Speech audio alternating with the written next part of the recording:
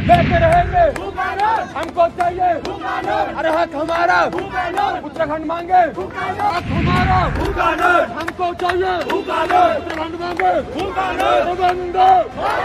वंदे। भाजपा राज में इन दिनों फैसले पलटने का सिलसिला सा चल गया है। इसकी चुटकी कई बार विपक्ष भी ले चुका है। पहले 3 कृषि कानूनों को वापस लिया गया, फिर देवस्थानम बोर्ड भी भंग कर दिया गया। अब भले ही इसकी वजह लोगों का विद्रोह रहा हो, लेकिन सरकार को पैर खींचने पड़े।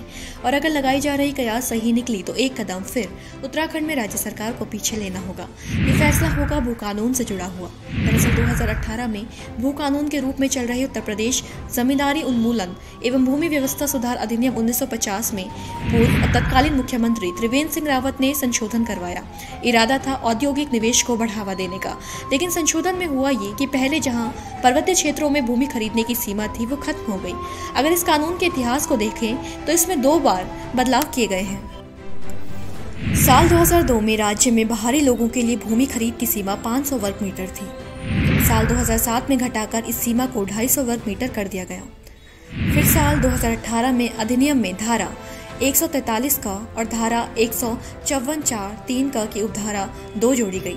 इसके तहत पर्वतीय क्षेत्रों में सीमा को पूरी तरह खत्म कर दिया गया और किसान होने की अनिवार्यता भी समाप्त कर दी गई। कुल मिलाकर भूमाफियों का रास्ता साफ कर दिया गया कि वो अपना मकसद यहाँ पूरा कर सके। इसी को रोकने के लिए ये मांग की गई कि उत्तराखंड में भी सशक्त भू कानून लाया जाए।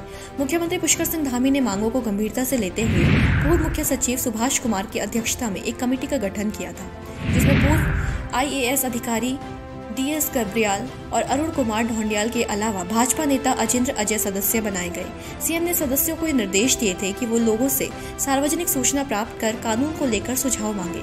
खास बात यह है कि समिति के पास अब तक 163 सुझाव आ चुके हैं और सरकार को राज्य से बाहर दिल्ली और हिमाचल से भी अप्रवासी उत्तराखंडियों के सुझाव प्राप्त हुए हैं।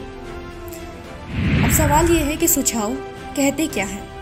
रिपोर्ट्स के मुताबिक जितने भी सुझाव मिले उनमें अधिकतम से ज्यादातर लोगों ने हिमाचल की तर्ज पर भू कानून की मांग की है।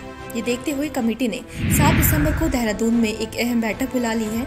इस बैठक में समिति 163 सुझावों पर मंथन करेगी। साथ ही जन सुनवाई के साथ समिति अपनी रिपोर्ट की अंतिम रिपोर्ट भी देगी।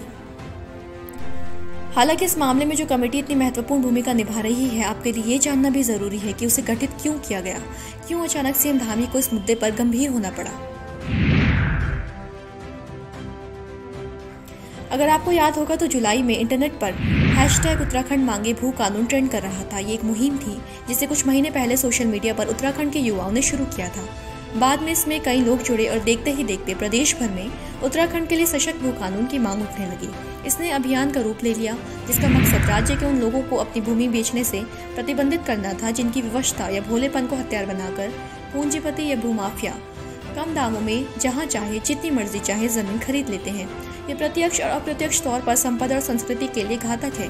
यही वजह थी कि पड़ोसी राज्य हिमाचल की तर्ज पर एक मजबूत और प्रभावशाली भू कानून की मांग राज्य में उठी। बड़े स्तर पर प्रदर्शन किए गए, गूंज जंतर मंतर तक भी पहुंची। कांग्रेस, आम आदमी पार्टी, उत्तराखंड क्रांति दल और बाकी के तमाम सामाजिक संगठनों ने भी कानून लाने की मांग की। इससे सरकार पर दबाव बना और मुख्यमंत्री पुष्कर सिंह धामी ने यही सब देखते हुए कमेटी का गठन किया था। कयास लगाई जा रही है कि कमेटी से मिलने वाली रिपोर्ट में 2018 से चल रहे भू कानून को या तो हटाने का सुझाव होगा या उसमें एक बार फिर संशोधन किए जाने की बात होगी। इसका एक सबसे बड़ा कारण ये भी है कि देवस्थानम बोर्ड भंग होने के बाद से ही सरकार पर इस कानून पर भी प्रदेशवासियों की मंशा के अनुरूप ही फैसला लेने का दबाव बन गया है। यानी अगर उम्मीद के हिसाब से ही सब कुछ हुआ तो जल्द ही उत्तराखंड राज्य में भी सशक्त भू कानून होगा। ब्यूरो रिपोर्ट, देवभूमि इनसाइडर।